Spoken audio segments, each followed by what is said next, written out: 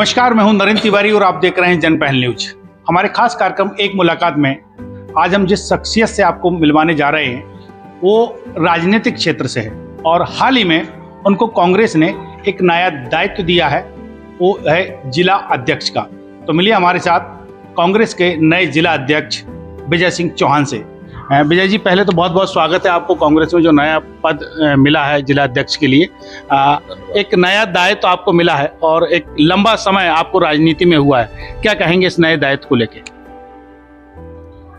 अभी आपने हमारे नेता, सम्मान नेता राहुल जी की भारत जोड़ो यात्रा, तो या तो आप गए तो ना होंगे, सुने होंगे, टीवी पे देखी होगी। तो दक्षिण से जब निकले कन्याकुमारी से तो उन्होंने एक नारा दिया, भारत जोड़ो नफरत छोड़ो। दूसरा नारा था उन्हें कि मैं प्रेम बांटने आया हूँ। तो मैं भी इस जिले में प्रेम बांटने आया हूँ, मैं लोगों को जोड़ने का काम करूँगा। निश्चित रूप से जब आपकी घोषणा हुई तो जिले में जो उत्साह देखने को मिला, उनको मैं चाहूँगा कि आप ही अपने शब्दों में बयां करें कि जो कार्यकर्ता हैं शायद उनके मन में कहीं ना कहीं ये लग रहा है कि वो खुद अपने आप में जिला अध्यक्ष बने हैं। तो किस टाइप का भी लोगों को बीच में आप जब पहुंच रहे हैं तो किस टाइप का माहौल देखने को मिल रहा है? हकीकत तो मुझे इस पद का जो गर्मा है उसके बारे में, या उस पद की मेरे को कितनी प्रतिष्ठा है, इसके बारे में मुझे स्वयं को ज्ञान नहीं रहा। मैं पिछले 8 दिन से फूलों से लदा रहा, चाहे मेरे पिता की पुण्याई मान लें, चाहे आप इस जिले का नए दायित्व जो मुझे सौंपा है उस पद की गर्मा मान लें। तो मैं तो अभिभूत हूं कि मुझे कम से कम ये ऐसे पद पे मुझे बैठाला जिसकी इतनी गर्मा है। अच्छा, निश्चित रूप से कि बात पिताजी की आई है तो कररा अंचल में उनका एक दबदबा रहा है, 2 बार वो मंत्री भी रहे हैं और कररा के लिए मैं तो ये कहूँगा सिंचाई परियोजनाओं की अगर बात की जाए तो सिंचाई के क्षेत्र में उनके समय में जो काम उस वक्त स्वीकृत हुए थे आज वो फलीभूत हुए और लोग उनका लाभ भी ले रहे हैं। तो राजनीति कहीं ना कहीं आपको विरासत में मिली है, क्या कहेंगे? आपका जो राजनीति में प्रवेश हुआ है वो परिवार से ही मानते हैं या कुछ और? देखिए, अभी आपने एक दबदबा शब्द का इस्तेमाल किया, दबदबा नहीं रहा उनका इस क्षेत्र से हमेशा प्यार रहा और उनका हमेशा ये सोच रही कि मैंने जिस क्षेत्र मैंने राजनीति की है, जिस क्षेत्र ने मुझे नाम दिया है तो मैं भी उसके लिए कुछ करूं। तो उन्होंने यहाँ जितने भी अपने इस क्षेत्र में विधानसभा में कर रहे, विधानसभा में नदियों का जाल है, उन नदियों के जाल को जो सूखी बंजर पूरा क्षेत्र रहा, इस नदियों के जाल है, इसको इस जल को कैसे मैं रोक पाऊँ और इस पूरे क्षेत्र में उस जल से पूरे क्षेत्र को सिंचाई में नहरों में तब्दील कर पाऊँ, उसके लिए उन्होंने तमाम सारे डैम बनाए। जैसे मड़ीखेड़ा तो उसमें प्रमुख है ही, मऊगर पे भी उन्होंने डैम बनाया, नावली डैम से आपको मऊगर पे दूसरा डैम बनाया समूह, तीसरी बिलरऊ पे उन्होंने एक बिल का उनका सोच था जो उसकी पूरी तैयारी थी, जब तक वो विधायक हट गई तो समूह डैम बनाया उन्होंने। ऐसे तमाम सारे मतलब 4-5 बड़े बड़े डैम बनाए, छोटी छोटी परियोजना अलग है। और ये परियोजना तो वैसे मैं जिस जिले के जिस कुन्ने में जाता हूँ तो लोग ये बताते हैं कि ये परियोजना छोटी हो चाहे बड़ी हो, दाऊ हनुमंत सिंह की देन है जब वो सिंचाई मंत्री रहे। तो मेरे को ज्यादा दिक्कत नहीं आती अपना परिचय देने में, क्योंकि मेरे पिता का नाम आज भी पूरे जिले में, जबकि लोगों की आज की स्थिति में हम देखें तिवारी जी, याददाश्त बहुत कमजोर है, लेकिन दाऊ हनुमंत सिंह के नाम को 40 साल 30 साल बाद भी लोग जानते हैं, क्योंकि उन्होंने ऐसे काम किए, वो ऐतिहासिक रहे हैं।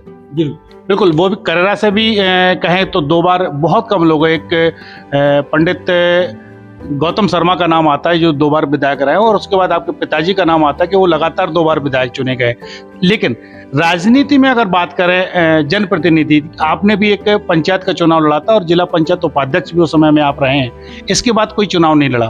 तो मैं चाहूँगा कि आप साझा करें उस समय का जो 5 साल का आपका कार्यकाल रहा जिला पंचायत का, वो खास उपलब्धियाँ क्या रही और आगे कोई चुनाव आप क्यों नहीं लड़ पाए?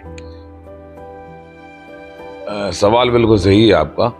मैं जिला पंचायत का चुनाव, जिला पंचायत सदस्य का चुनाव में कररा विधानसभा के जिला पंचायत वार्ड क्रमांक 10 से लड़ा था मैं, और मैं जिला पंचायत का उपाध्यक्ष बना।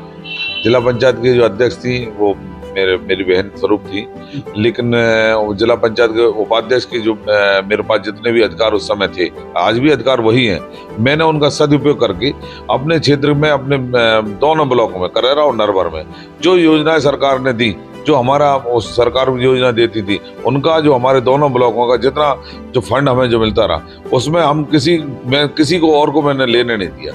और हो सकता मैं ज्यादातर तमाम योजनाओं में अतिरिक्त फंड भी लेके आए। जैसे मिडिल स्कूल उस समय आए थे, उसमें मिडिल स्कूल में जितने आए थे उसमें मेरा जो शेयर था एक ब्लॉक का 34 के करीब था, लेकिन मैंने 46 स्कूल दोनों ब्लॉकों में ले लिए थे। मैंने अपने जो अधिकार मेरा था उसमें कहीं भी किसी भी उसमें स्वरूप में मैंने उनको प्राप्त करने की कोशिश करी और प्राप्त करता रहा। और चूंकि अब पापा का विधानसभा क्षेत्र रहा, मेरा भी राजनीतिक क्षेत्र रहा, तो मेरा झुकाव तो यहाँ रहता ही रहा। और मैंने मिडिल स्कूल दिए, मैं उस समय 5 हाई स्कूल आए, तो 5 हाई स्कूल के लिए बिल्कुल जगह चिन्हित करके मैंने हाई स्कूल दिए। उस समय हाई स्कूल जहाँ मैंने दिए थे, वो हो सकता मैं उसमें मेरा स्वयं का विरोध भी हुआ था, लेकिन वो विरोध को सब भारतीय जनता पार्टी का उस समय विपक्ष में थी, उनका काम ही है चिल्लाना, चिल्लाती रहे। मैं अपने जो मैं हो सकता था, शिक्षा समिति का मैं अध्यक्ष भी था, तो शिक्षा में मैंने शिक्षकों की एक समस्या ये रहती है कि हम घर से बड़े दूर हैं, कि साहब हम अपने मन नहीं लगता पढ़ने में, तो मैंने खुला कह रखा था कि शिक्षक अपने कर्तव्य का पालन करें, उनको जो सुविधा चाहिए, जैसी सुविधा चाहिए, मेरे से जितना हो सकेगा मैं दूंगा। और मैंने जिनने जहाँ चाहे वहाँ उनको पद स्थापना उनकी करवाई, तो शिक्षा भी प्रसन्न, और जो पढ़न पालन जहाँ कर रहे हैं और वो भी प्रसन्न। इससे हमारे साहब टाइम पे आते हैं और जाते हैं। एक सवाल इसमें यह भी शामिल था कि उस चुनाव के बाद फिर कभी आप जनप्रतिनिधि के रूप में कोई चुनाव नहीं लड़ा या मौका नहीं मिला, क्या कहेंगे?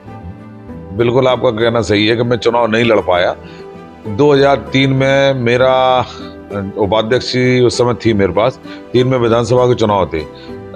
मेरा टिकट तकरीबन फाइनल था, क्योंकि एक मैं जिस वर्ग से आता हूँ उस वर्ग की जनसंख्या इस बार शिवपुरी जिले में बहुत कम है, और उस वर्ग से हमारे एक परिवार के सदस्य हैं, उनको टिकट मिल गया था, तो दूसरा टिकट देना कांग्रेस पार्टी के लिए संभव नहीं था, क्योंकि हमारी पार्टी तो सबको साथ में लेकर चलती है, सभी वर्गों को, सभी जातियों को। तो उस वजह से मेरा टिकट कट गया था। और फिर विधानसभा में लड़ने के लिए इसके बाद ये कर रहे विधानसभा रिजर्वेशन में चली गई, तो दूसरी विधानसभा की तैयारी करने में मुझे काफी समय लगा।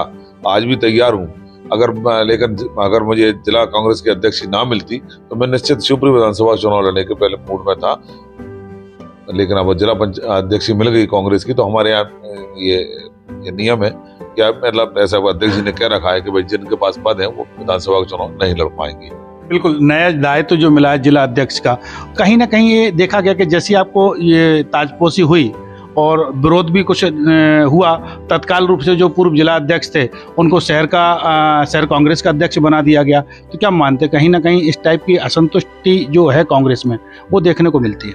नहीं, असंतुष्टि तो नहीं है, लेकिन क्या है कि शिवपुरी जिला बड़ा जिला है।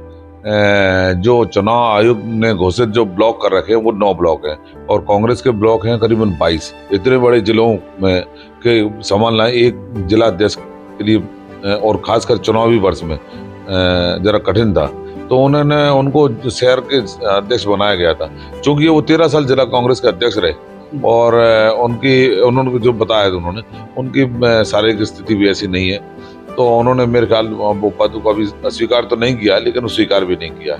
तो ऐसी कुछ, और श्रीप्रकाश जी वैसे भी मेरे बड़े भाई रहे, और राजनीतिक गुरु भी कहूँ तो कम नहीं। तो मैं तो उनसे मैं गया था मिलने 26 जनवरी मैंने गांधी आश्रम में मैंने झंडा फहराया था। उस समय ही कहा था कि आप शहर अध्यक्ष रहे, ग्रामीण अध्यक्ष रहे, कुछ भी ना रहे, मेरे लिए तो अध्यक्ष पहले भी थे और आज भी है। बिल्कुल, चुनावी साल है, 2023 में विधानसभा के चुनाव होना है, 2024 में कहें तो लोकसभा के चुनाव होना है, और ऐसे में जब आपको जिला अध्यक्ष को दायित्व दिया गया तो निश्चित रूप से आपका काम बढ़ जाता है। तो किस तरह से देखते हैं इन सारे कामों को लेके, क्योंकि बहुत मेहनत करना पड़ेगी शायद इस साल? 23 जनवरी को मुझे जिला अध्यक्ष का पत्र तो नियुक्ति हुई है मेरी।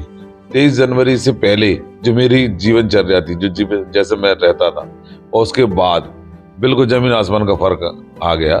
ना तो परिवार की स्थिति ऐसी रही कि 14-15 घंटे और 17-17 घंटे काम करने की। लेकिन मैं अपने बिजनेस में, और जब मैं जिला पंचायत उपाध्यक्ष था, काम करने की मुझे पहले से आदत रही।